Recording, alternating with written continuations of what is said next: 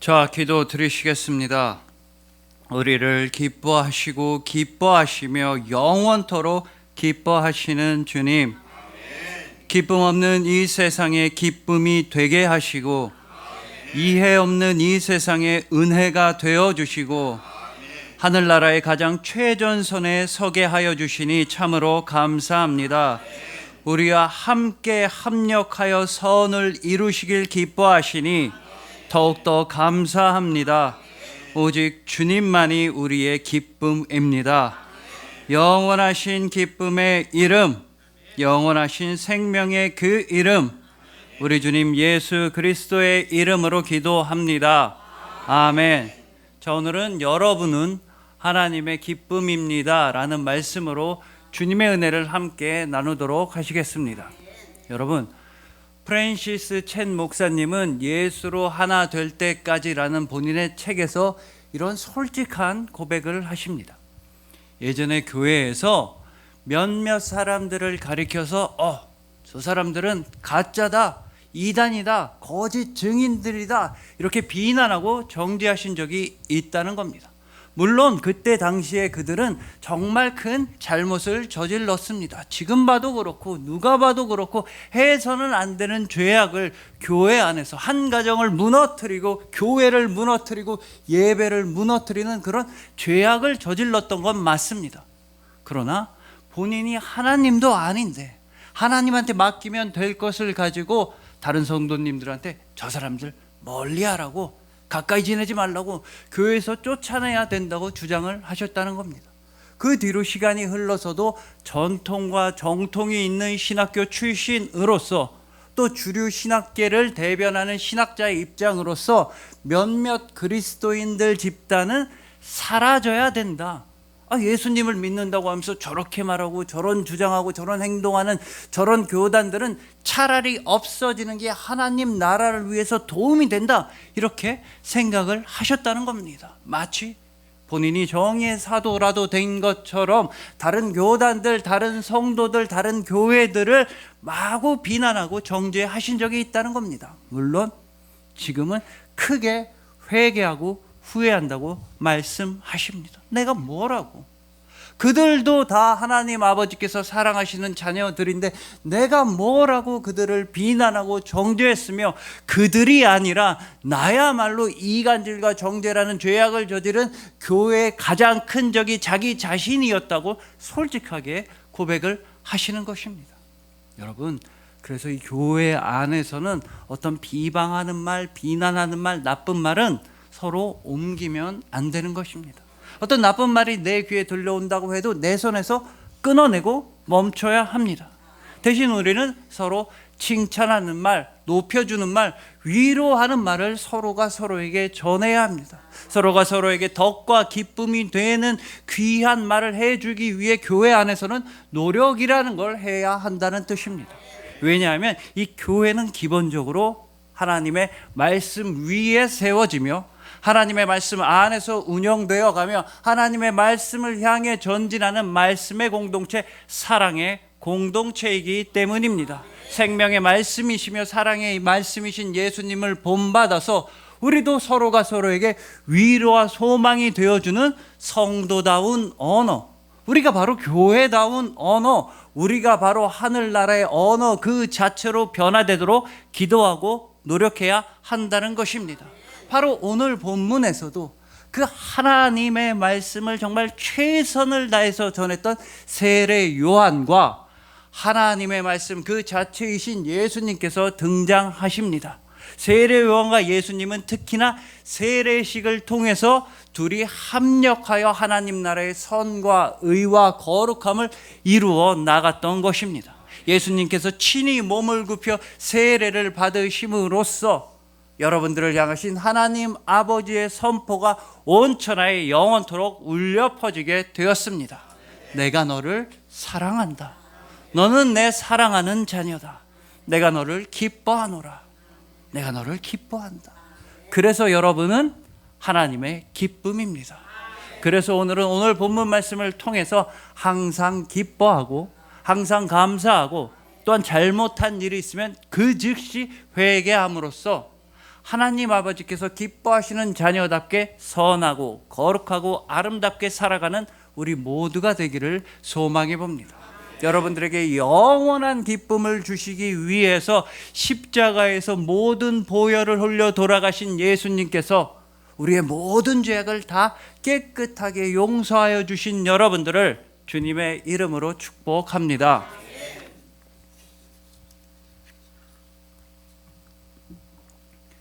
자, 먼저 오늘 본문 4절을 보시면 세례 요한은 회개의 세례를 전파했다고 하는데, 이 회개, 우리가 흔히 많이 사용하는 이 회개라고 하는 말은 원래 히브리어 단어 중에서 숨을 깊이 들이마시고 또 한숨을 깊이 내쉬다 라는 단어로부터 유래했다고 합니다.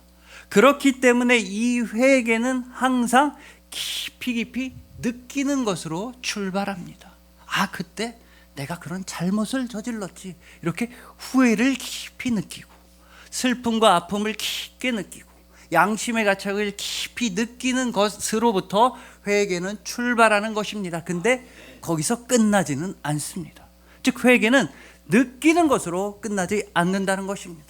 나의 내면적인 생각과 내 안에 머물러 있는 양심의 가책과 후회에서 끝나지 않습니다. 아픔을 느끼는 것으로, 슬픔을 느끼는 것으로, 후회를 느끼는 것으로 회개가 멈춰지는 게 아닙니다.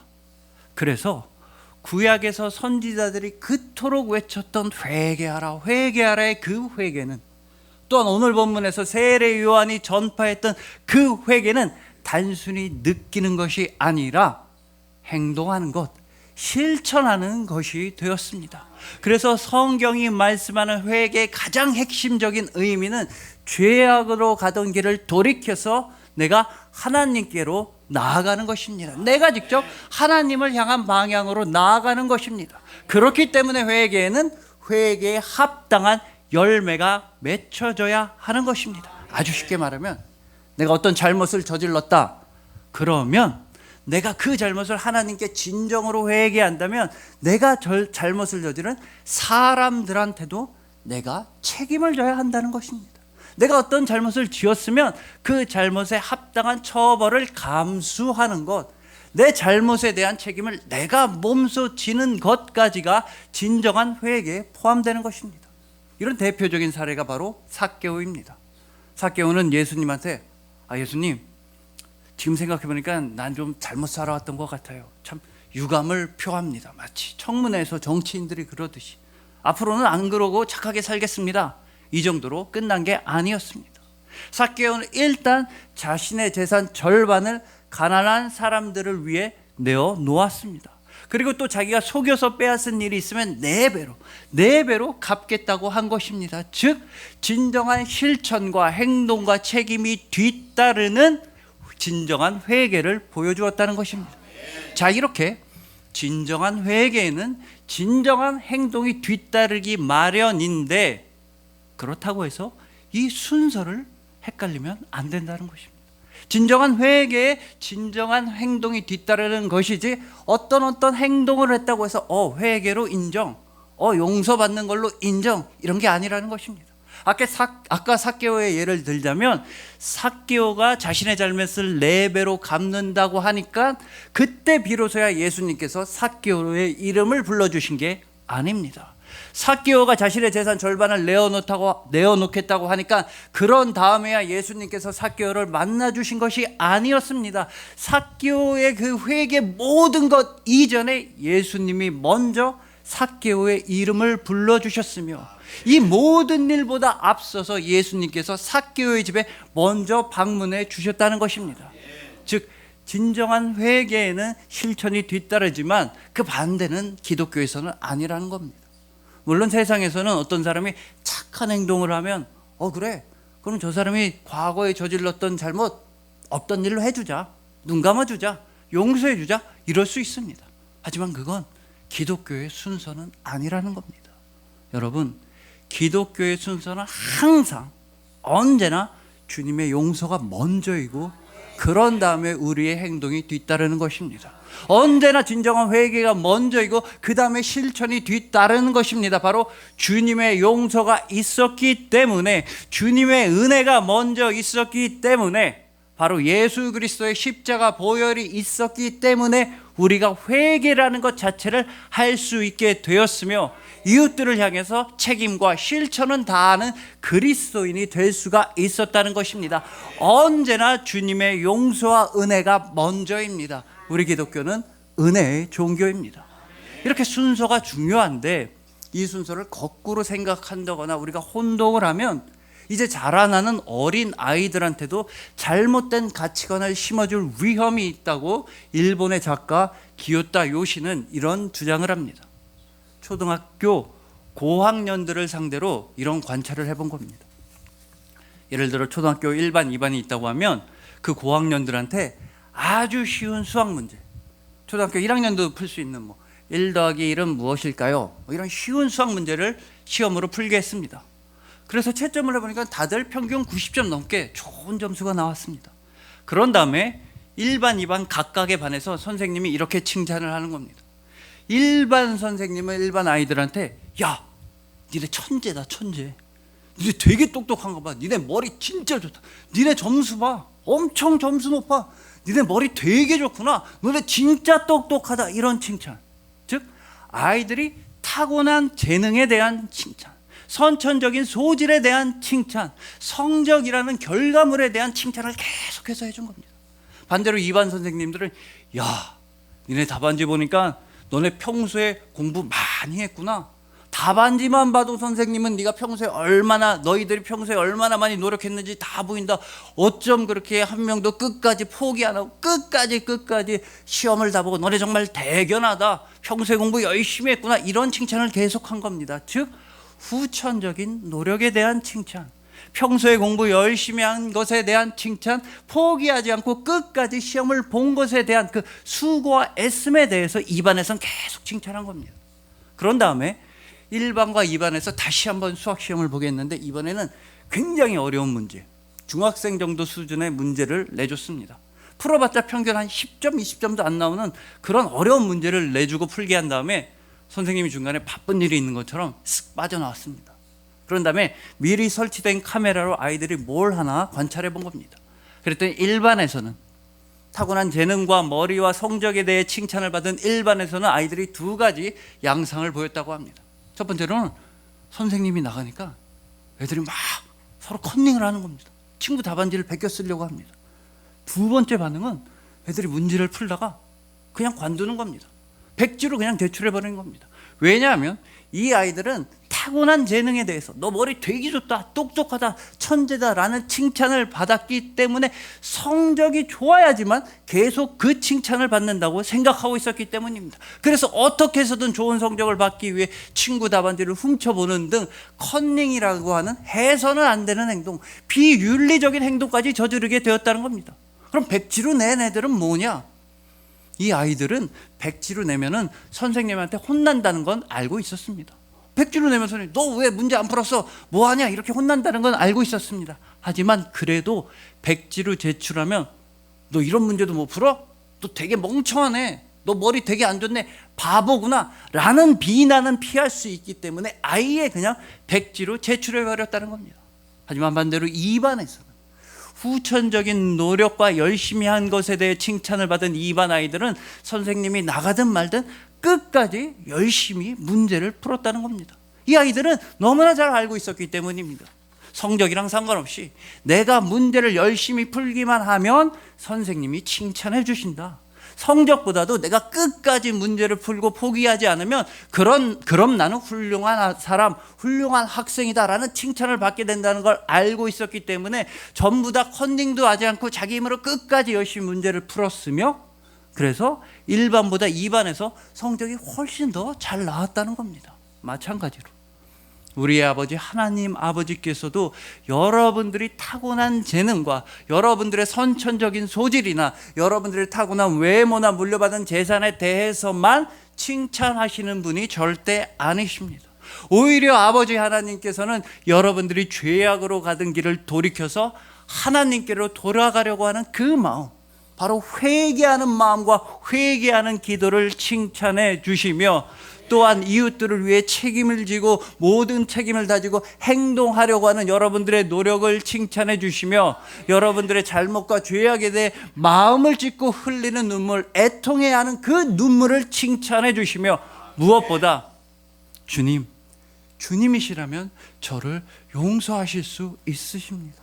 세상 모든 사람들이 나를 용납하지 않는다 할지라도 오직 주님만큼은 저를 용서해 주시고 저를 사랑해 주시는 주님이십니다 라는 여러분들의 온전한 믿음을 가장 크게 칭찬하여 주시는 것입니다. 그 증거로서 오늘 본문에서 예수님께서는 세례 요한한테 세례를 받으셨던 것입니다. 세례를 주는 요한한테 세례를 받으신 게 어찌 보면 큰 일이 아니라고 생각하실 수도 있지만, 조금만 생각해 보시면 예수님께서 세례 요한한테 세례를 받으신 건 정말 놀라운 일이었으며, 더 나아가서 정말로 충격적인 일이었습니다. 여러분 생각해 보십시오. 세례 요한은 분명히 4절에서 회개의 세례를 전파했다고 합니다. 그러면 이 회개의 세례는 도대체 누가 받는 겁니까? 회개해야 되는 사람들, 죄를 저지른 사람들, 나쁜 사람들, 죄인들이 받는 것이 바로 회개의 세례입니다. 그런데 예수님께서는 아무런 죄악이 없으셨는데도, 아무런 잘못이 없고 완전히 거룩하고 깨끗하신 분이셨는데도 세례 요한한테서 세례를 받으셨던 것입니다. 그럼으로써 세례를 받으심으로써 예수님께서는 앞으로 있을 공생의 사역을 준비하셨으며, 또한 아픈 자들은 고쳐주시고 배고픈 자들은 먹여주시고 슬퍼하는 자들에게 위로와 소망을 주시는 일을 예비하셨으며, 무엇보다 십자가로 향하시는 그 길을 준비하셨던 것입니다. 로마서 6장 4절과 마가복음 10장 38절에 의하면 예수님께서는 십자가라고 하는 가장 고통스럽고도 가장 깊은 세례를 받으시기 위해 오늘 본문에서 세례 요한에게 세례를 받으시고 그 십자가의 길을 출발하셨던 것입니다. 그렇게 해서 예수님께서 십자가에 흘리신 그 보혈로 말미암아 우리가 회개라는 것 자체를 할 수 있게 되었으며, 이웃들을 위해 행동하고 실천할 수 있게 되었으며, 거룩한 그리스도인의 신앙생활을 할 수 있게 되었으며, 무엇보다 여러분들이 생명을 얻게 되었다는 것입니다. 그래서 회개라는 건 보통 내 힘으로, 내가 자발적으로 내 의지로 하는 것이라고 생각할 수도 있지만, 이 회개마저도 보혈의 은혜이며, 여러분들의 믿음마저도 보혈의 은혜이며, 여러분들의 영원한 생명은 오직 예수 그리스도의 십자가 보혈의 은혜라는 의미인 것입니다. 그러니 부디 나를 대신해서 죽으시고 나를 위해 피 흘리신 예수 그리스도의 그 십자가 마음을 깊이 묵상하시길 소망합니다. 회개라고 하는 것은 강요도 아니고 강압도 아니고 정죄도 아니고 비난도 아니며, 내가 나 자신을 깎아내리는 자아 비판도 아니며, 반대로 거룩하신 주님께 더욱더 가까이 나아갈 수 있는, 내가 거룩해지고 깨끗해지는 보혈의 은혜가 바로 회개라는 것을 기억하시길 소망합니다. 아무런 잘못이 없으셔서 절대로 죽으실 이유가 없으셨는데도 예수님께서 친히 십자가에서 그 모든 보혈을 흘려주셔서 여러분의 모든 죄악을 친히 다 용서하여 주신 여러분들을 주님의 이름으로 축복합니다.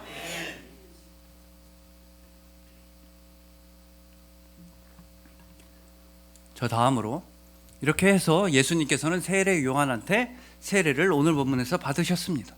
근데 오늘 본문 7절에서도 나와 있고, 다른 복음서를 보셔도 아시겠지만, 이 세례 요한은 예수님한테 예수님, 저는 예수님의 신발끈을 풀 자격도 없습니다. 아니, 내가 예수님한테 세례를 받아야지 어찌 감히 제가 예수님한테 세례식을 드릴 수 있겠습니까? 라고 말했던 것입니다. 근데 여기서 누군가의 신발끈을 풀어준다는 행위는 당시에 노예가 상전한테 해주는 일이었습니다. 그러므로 세례 요한은 자신은 예수님의 노예가 될 자격도 없다, 감히 노예가 해드리는 일조차 해드릴 수 없다, 즉 예수님께서는 그만큼 존귀하시고 거룩하시고 완전하신 분이라는 고백을 했던 것입니다. 근데 그 고백이 사실이라면, 세례 요한의 말처럼 예수님께서 정말로 그렇게 거룩하시고 완전하시다고 한다면, 그러면 예수님께서는 본인한테 직접 세례식을 베푸셨어야 하는 것입니다. 아니 십자가의 길을 위해 세례를 받으셔야 한다면, 또한 앞으로 있을 공생의 사역을 위해 꼭 세례를 받으셔야 한다면, 그러면 세례 요한보다는 거룩하고 완전하신 예수님께서 본인이 본인한테 직접 세례를 베푸시는 게 훨씬 더 좋아 보인다는 것입니다. 여러분, 하다못해 우리가 식당만 가도, 예를 들어 우리가 이따 점심에 추어탕집을 간다 그러면 우리는 아르바이트생이 만들어주는 추어탕보다는 그 추어탕집 사장님이 만들어주는 추어탕을 기대하면서 식당에 들어갑니다. 추어탕집 간판에 사진 이만하게 붙어있는 그 원조 할머니가 직접 끓여주는 추어탕을 기대하면서 들어갑니다. 물론 아르바이트생이 만든 추어탕이랑 원조 할머니가 만든 추어탕 맛이 똑같다고 할지라도, 눈 감고 먹으면 구별이 안 간다 할지라도, 사람 마음이란 게 그렇습니다. 원조 할머니가 만들어 주셨다고 하면은 왠지 더 국물이 진한 것 같고, 미꾸라지도 괜히 한 마리 더 들어가 있는 것 같고, 깍두기랑도 더 잘 어울리는 것 같고, 사람 마음이 그런 겁니다. 근데 하물며 세례 요한과 예수님의 차이는 이 아르바이트생과 추어탕 원조 할머니랑은 비교도 안 되는 차이였다는 겁니다. 아니 세례 요한이 본인의 입으로 직접 나는 예수님의 신발끈도 못 풉니다, 나는 예수님의 노예될 자격도 없습니다 라고 말할 정도였습니다. 그러니 그렇게 거룩하신 예수님께서는 본인이 본인한테 직접 세례를 베푸시는 게 맞습니다. 아니면 더 좋은 건 오늘 본문에 나온 것처럼 하늘의 문이 열리고 하나님 아버지께서 예수님한테 딱 세례식을 베풀어 주시는 겁니다. 예수님이 광야에 서 계시면 다른 주변은 다 비도 안 오고 메말랐는데 딱 예수님이 서 계신 데만 비가 쫙 내리면서 하나님 아버지께서 세례식을 베풀어 주시면, 그럼 정말 그럴싸해 보이고 다른 사람들이 와, 저 예수라고 하는 사람 정말 대단한가 보다, 진짠가 보다, 이렇게 훨씬 더 뭔가 특별해 보이고 대단해 보일 텐데, 예수님은 그러지 않으셨습니다. 예수님은 세례 요한한테서 세례를 받으셨던 겁니다. 그 이유는 예수님께서 친히 육신을 입고 이 땅에 오셔서 우리를 만나 주신 그 이유와 맞닿아 있습니다. 즉 예수님께서는 우리와 완전히 동떨어진 분이 아니시라는 겁니다. 우리가 감히 가까이 갈 수도 없을 만큼 너무나 특별하셔서 그냥 하늘나라에만 존재하시는 분이 절대로 아니시라는 뜻입니다. 반대로 예수님께서는 우리의 현실 속으로 찾아와 주신 분이십니다. 우리의 역사 속으로 찾아와 주셨으며, 우리의 상황 속으로 찾아와 주셨으며, 우리의 맥락 가운데 찾아와 주셨으며, 우리의 하루하루의 고민 가운데 찾아와 주시는 분이시며, 그 예수님께서는 여러분들과 함께 일하기를 기뻐하시며 여러분들과 함께 합력하여 선을 이루시는 걸 기뻐하시는 분이라는 뜻입니다. 이걸 다른 말로 해보자면 예수님께서는 당신에게 이미 주어진 환경과 조건과 이미 주어진 사람들에 대해서 불평불만을 표시하지 않으셨다는 겁니다. 예수님께서 이미 처하신 그 맥락과 상황에 대해서 원망을 하신다거나 실망을 하지 않으셨다는 겁니다. 그러니까 예수님께서는 야, 무슨 세례 요한이 나한테 세례를 베푸냐, 쟤는 내 신발끈도 못 푸는 애야, 세례 요한은 가라 그러고 모세나 엘리야 정도 돼야 나한테 세례를 베풀 수 있는 거지. 그래도 내가 하나님의 아들인데, 그래 선지자 사무엘을 데리고 와라, 그 정도 돼야 나한테 세례를 베풀 수 있다 라고 말씀하지 않으셨습니다. 또한 예수님께서는 야, 이 요단강에서 누가 세례를 받냐, 지저분하고 작고 이거 강 같지도 않고 굴포천보다 훨씬 후진데, 저기 동방에 가면 한강이라고 물 좋은데, 물 큰 데 있으니까 거기 가서 세례를 받자, 이러지 않으셨다는 것입니다. 반대로 예수님께서는 이미 주어진 환경인 요단강에서 세례를 받으셨으며, 이미 당신에게 주어진 사람인 세례 요한한테서 세례를 받으셨다는 것입니다. 즉 예수님은 이미 당신에게 주어진 사람들과 환경들과 조건들에 대해 불평 불만을 가지신 게 아니라 이미 존재하는 그들을 사용하시고 그들과 함께 합력하여 하나님 나라의 선과 의와 거룩함을 이루어 나가셨다는 뜻입니다. 그래서 우리도 예수님처럼 바로 그 지점에서 출발해야 합니다. 예를 들면 우리한테는 이미 다니고 있는 교회도 있으며, 이미 다니고 있는 직장도 있으며, 이미 우리가 귀한 선물로 받은 성경 말씀의 가르침, 진리, 여러 가지 기독교적인 사상과 전통도 우리한테는 이미 다 있습니다. 또 우리는 다 한국어, 우리나라 말을 사용할 줄 알며 우리한테는 가족과 친구와 동료들이 있으며 또한 우리한테는 핸드폰과 텔레비전도 있습니다. 바로 우리는 여기서부터 하나님의 일을 시작해야 하는 것입니다. 이게 무슨 말이냐 하면 바로 나와 가장 가까운 곳에서부터 하나님 나라로 변화시켜 나가야 한다는 것입니다.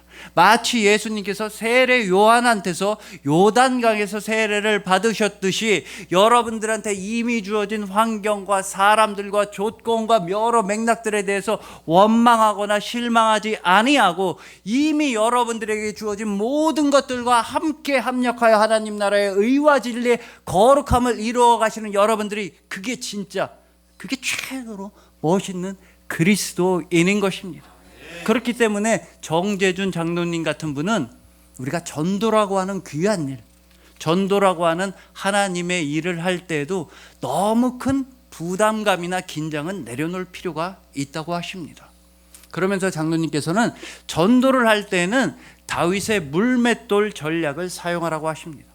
아시다시피 다윗은 거인 골리앗이랑 싸우러 나가면서 사울 왕이 하사한 무기, 갑옷, 사울 왕의 도구들을 사용하지 않았습니다. 괜히 평생 써본 적도 없고 자기한테 맞지도 않는 갑옷이나 칼을 들고 나갔다가 더 위험해지느니 다윗은 매일매일 노상늘상 자기가 맨날 사용하던 자신의 물매를 가지고서 또한 자기가 맨날 사용하던 똑같이 비슷하게 생긴 조약돌을 들고 나아갔을 때 거인 골리앗과 싸워 승리할 수 있었다는 것입니다. 즉 우리가 전도라고 하면 마치 사울 왕의 갑옷을 입어야 되는 것처럼 굉장히 부담스럽고 두렵고 떨리게 느낄 필요가 없다는 것입니다. 목사님, 저는 전도 못해요. 전도는 말주변도 좋고 넉살도 좋고 친화력도 좋고 그런 사람들이나 하는 거지 저는 내성적이고 남들 앞에서 한마디는 못해요. 저 전도 못해요. 목사님, 전도하려면 이거 띠를 이렇게 두르고 나서 지하철 막 헤치고 다니면서 예수천국 불신지옥 해야 되는데 저는 그런 거 못해요. 그렇게 부담을 느끼셔서 아예 전도를 포기하느니 대신에 여러분들과 가장 가깝고 여러분들에게 가장 익숙하고 여러분들이 가장 자주 만나고 여러분들하고 제일 친한 사람들부터 가족들, 동료들, 친구분들부터 편한 마음으로 전도하기 시작해야 한다는 것입니다. 예를 들면 직장 동료한테 전도를 해야겠다. 전도해야 되는데 이렇게 크게 긴장해서 동료한테 당신 이번 주일부터 나랑 같이 주일 예배 성수합시다. 함께 합력하여 선을 이루고 우리 같이 성령으로 충만하여 원수 사탄 마귀를 무찌릅시다.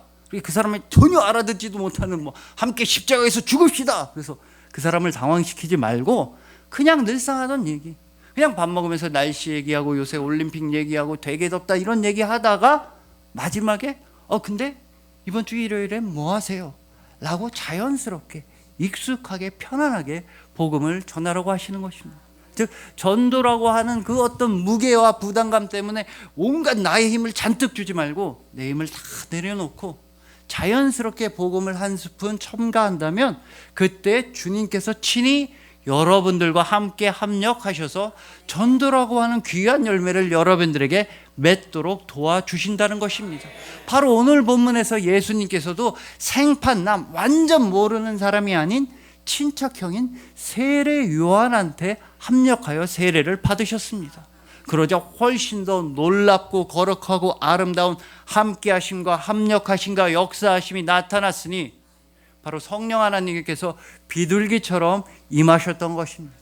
또한 하늘의 문이 열리고 하나님 아버지께서 그 귀한 음성을 들려주셨던 것입니다. 즉 성부와 성자와 성령 거룩하신 성삼위일체 하나님의 함께하심과 합력하심과 역사하심이 나타났다는 것입니다.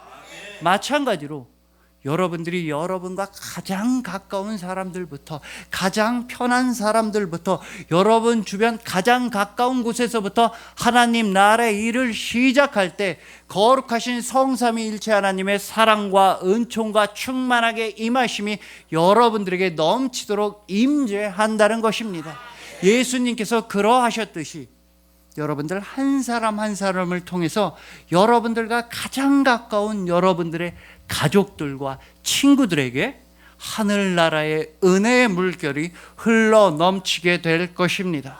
그러니 부디 내 주변의 사람들과 상황들과 맥락들이 내 마음에 들지 않을 때에는, 그러면 그때는 내가 먼저 변화되는 것도 하나님 나라의 굉장히 훌륭한 해결책 중에 하나라는 걸 기억하시길 소망합니다.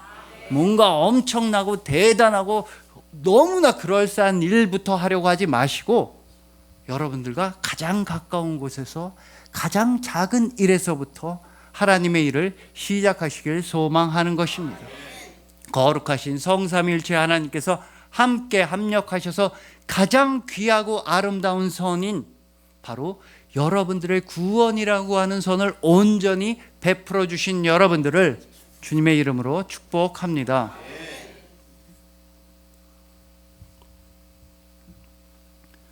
자, 이제 마지막으로 오늘 보면 11절에서 하나님 아버지께서는 아들이신 예수님한테 이렇게 말씀하셨습니다. 하늘로부터 소리가 나기를 너는 내 사랑하는 아들이라 내가 너를 기뻐하노라 하시니라. 자, 여러분, 하나님 아버지께서는 아들이신 예수님한테 너는 내 사랑하는 아들이다, 내가 너를 기뻐한다 말씀하셨던 겁니다. 근데 여러분들은 은혜와 믿음으로써 항상 언제나 영원전부터 영원 끝까지 여러분들은 예수님 안에 머물러 계신 분들입니다. 그러므로 하나님 아버지께서 예수님을 향해서 내가 너를 사랑한다, 내가 너를 기뻐한다 말씀하셨다는 것은 곧 예수님 안에 있는 여러분들을 향해서도 내가 너를 사랑한다, 내가 너를 기뻐한다 말씀해 주셨다는 뜻입니다. 가장 놀라운 사실은 하나님 아버지께서 여러분들을 사랑하시는 데에는 아무런 조건이 없다는 것입니다. 여러분들한테 뭐 돈 많이 내라, 이거 해야 하라, 저거 해야 하라 전혀 말씀하지 않으시고 무조건 하나님 아버지께서는 무조건 여러분들을 기뻐하십니다. 하지만 잘 아시다시피 세상에서는 어떤 사람들이 나를 좋아하고 나를 기뻐하기 위해서는 여러 가지 조건들이 주렁주렁 달립니다.